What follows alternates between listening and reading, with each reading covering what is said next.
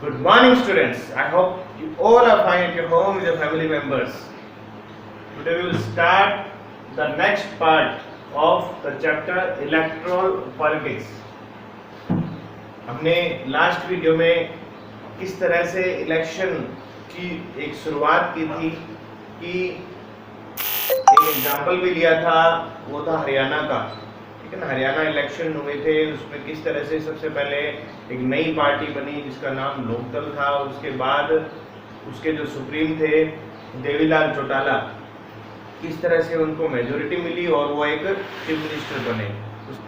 5 साल बाद जो दोबारा इलेक्शन हुए उसमें देवीलाल चौटाला जी जो थे चीफ मिनिस्टर, वो उनकी जो पार्टी है वो हार जाती है, माइनॉरिटी में आ जाती है और कांग्रेस गवर्नमेंट दोबारा बना देती है।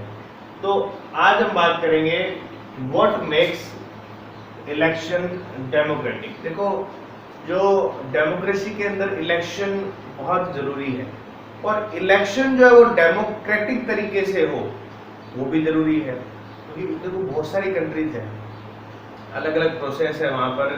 तो इलेक्शन की अपने यहाँ क्या प्रोसेस है और उसके साथ वो डेमोक्रेटिक कैसे है कि जैसे कोई चुनाव हो रहा है वो बिल्कुल अच्छे से होना भी तो जरूरी है।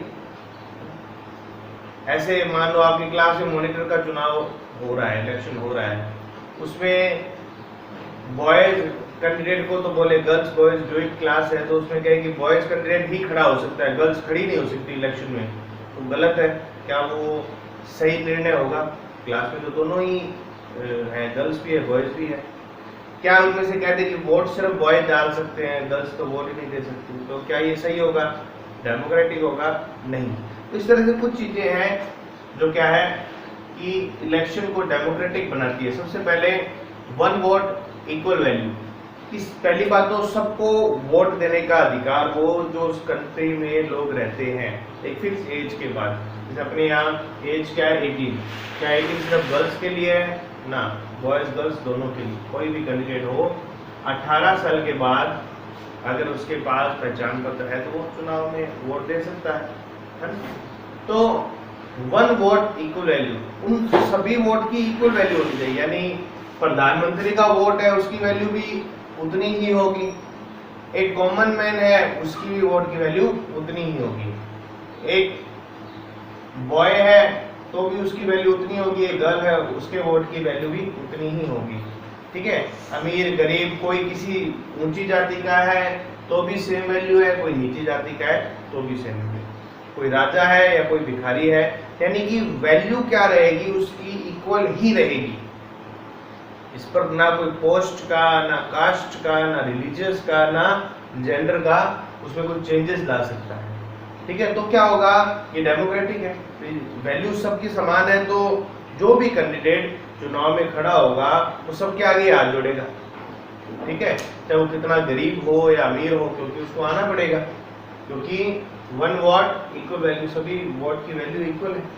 ये तो यानी कि अमीरों को हक दिया है, गरीबों को नहीं दिया। आपने 9th क्लास में पढ़ा भी होगा शायद, वो 3 स्टेट थे, उसे first state, second state French revolution के अंदर, थर्ड स्टेट, उसमें उनको थर्ड स्टेट वालों को वोटिंग की अधिकार ही नहीं था।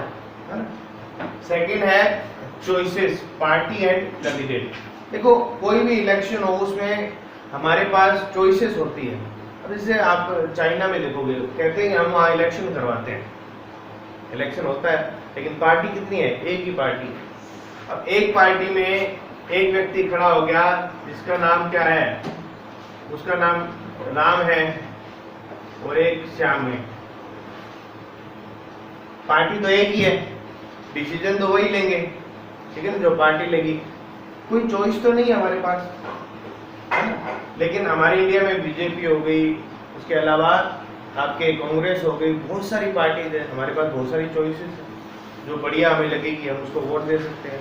उसमें बहुत सारे कैंडिडेट खड़े हो सकते हैं, कोई मतलब अदर कैंडिडेट भी खड़ा हो सकता है। ठीक है, लेकिन यहाँ क्या है, चाइना के सिस्टम नहीं है, पार्टी एक है। ठीक है ना, फेस ठीक है अलग हो सकते हैं, बाकी पार्टी क्या रहती है, एक ही है। तो अगर डेमोक्रेटिक करवाना है तो क्या होनी चाहिए, हमारे पास चॉइसेस होनी चाहिए। ठीक है, क्योंकि हमें भी मजा आएगा, इलेक्शन जब होंगे तो वो हाथ जोड़ के आएगा कि मुझे वोट दो। मजा आता है ना, हम अपने आप को बहुत एक रॉयल फीलिंग आती है, ठीक है, जब हाथ जोड़ के हमारे पास रोज के नए नए फेसेस आते हैं कि हमें वोट देना। नेक्स्ट है रेगुलर इलेक्शंस। एक प्रोसेस के बाद इलेक्शन रेगुलर होने चाहिए, ठीक है, श्योर हो, बिलीव करते हो। जैसे हमने एग्जाम्पल पढ़ा था हरियाणा वाला, 5 साल क्या हुआ था वहां पर, इलेक्शन हुआ था, चुनाव हुए थे, उसके बाद 4 साल या 5 साल जो फिक्स पीरियड होता है, उसके बाद दोबारा। उस समय तो देवीलाल जी का इतनी ज्यादा सीटें आ गई थी, कितनी आई थी याद है ना, 76 आउट ऑफ 90। लेकिन 4 साल बाद या 5 साल बाद क्या हुआ, एक फिक्स टाइम के बाद लोगों ने वापस उनको क्या कर दिया, चेंज कर दिया। तो आज आपकी जो चॉइस है, ऐसा जरूरी नहीं है हमेशा वही रहे, है ना।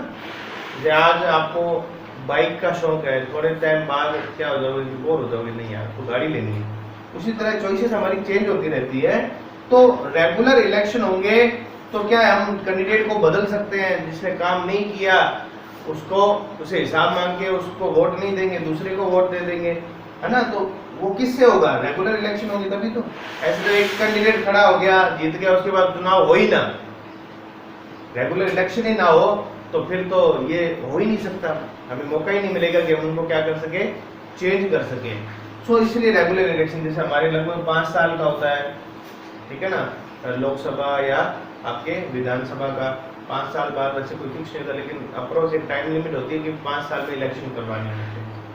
Candidate preferred by the people, कि जो कैंडिडेट लोगों के द्वारा प्रिफर्ड किए गए, जिताए गए हैं, उनको इलेक्ट्रोल यानी उनको विधानसभा या एमएलए एमपी बना दिया गया, उनको असेंबली में या लोकसभा के अंदर, ठीक है ना, वहां उनको जगह और इलेक्ट्रोल करने का चांस मिलना चाहिए, मिलता ही है।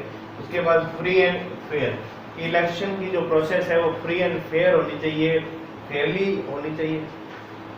क्या आप किसी पर दबाव डाल के वोट ले सकते हो इंडिया के अंदर, कहेंगे नहीं, कोई बंदूक दिखाए कि ना वोट तो मुझे देना है। हम फिल्मों में हम जरूर देखते हैं, पुरानी फिल्मों में होता है ऐसा, लेकिन एक्चुअल में क्या होता है, जितना हो सके फ्री एंड फेयर, जो हमारी कानून की जो प्रोसेस है उसके अकॉर्डिंग फ्री एंड फेयर, ठीक है ना। फ्री एंड फेयर अगर नहीं होता तो कैंडिडेट चेंज नहीं होते, फिर तो जो प्रधानमंत्री है वो फिर चेंज होता ही नहीं। फ्री एंड फेयर होता है तभी तो चेंज होता है। किसी गवर्नमेंट है वो भी तो चुनाव हारती है, अपने तो लगभग हारती ही है, ठीक है ना। तो क्यों हो रहा है, इसके पीछे सबसे बड़ा कारण क्या है, free and fair, fair chance मिल रहा है सबको, तभी तो चेंजेस आ रहे हैं, है ना। नहीं तो जिसकी गवर्नमेंट हो फिर वो व्यक्ति तो कभी हारना ही नहीं चाहिए, लेकिन हर बार ऐसा चीज पॉसिबल नहीं है।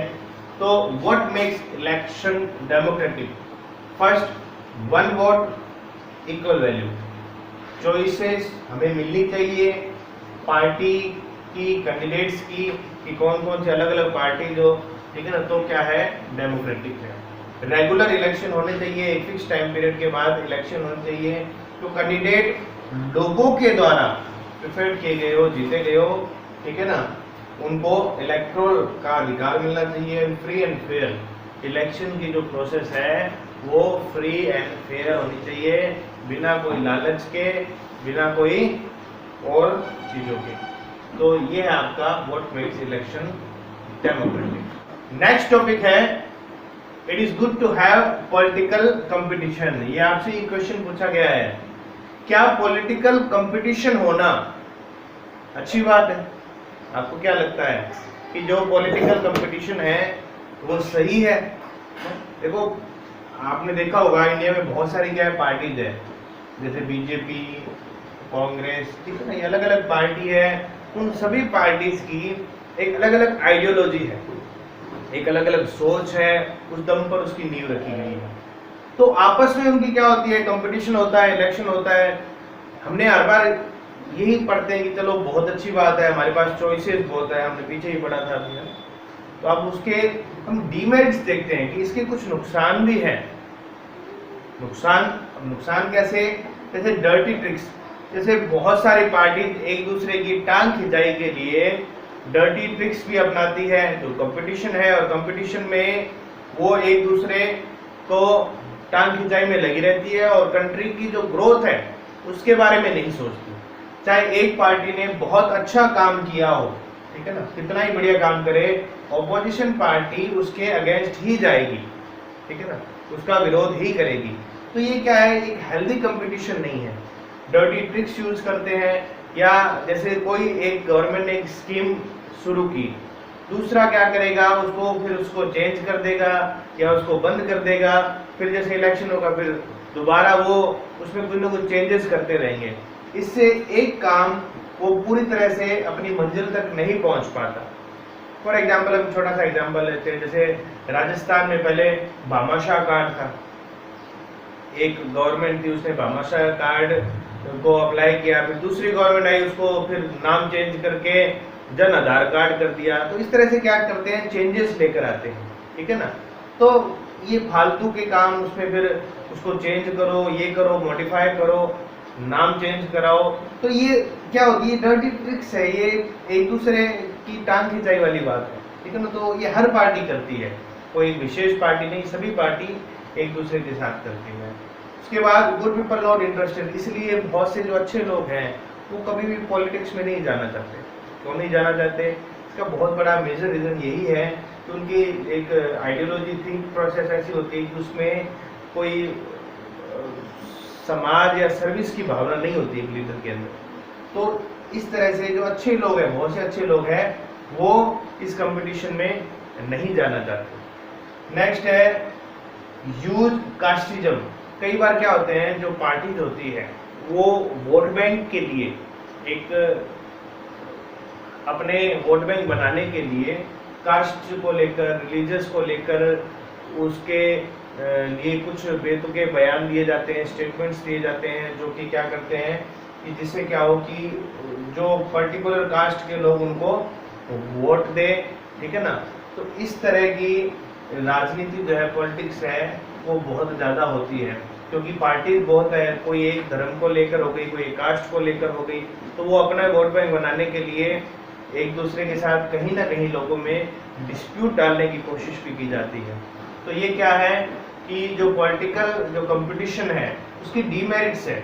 जैसे क्या है कि डर्टी ट्रिक्स यूज होती है, अच्छे लोगों को जो भी है वो भी इसीलिए इन वजहों के, इन कारणों के कारण इंटरेस्टेड नहीं होते एक्टिव पॉलिटिक्स के अंदर। और कास्टिज्म, रिलीजन बेस पे भी क्या होती है, कहीं ना कहीं पॉलिटिक्स होती है। तो ये क्या हो गए, इसके डीमेरिट हो गए, ठीक है। Until the next video, keep learning, keep practicing.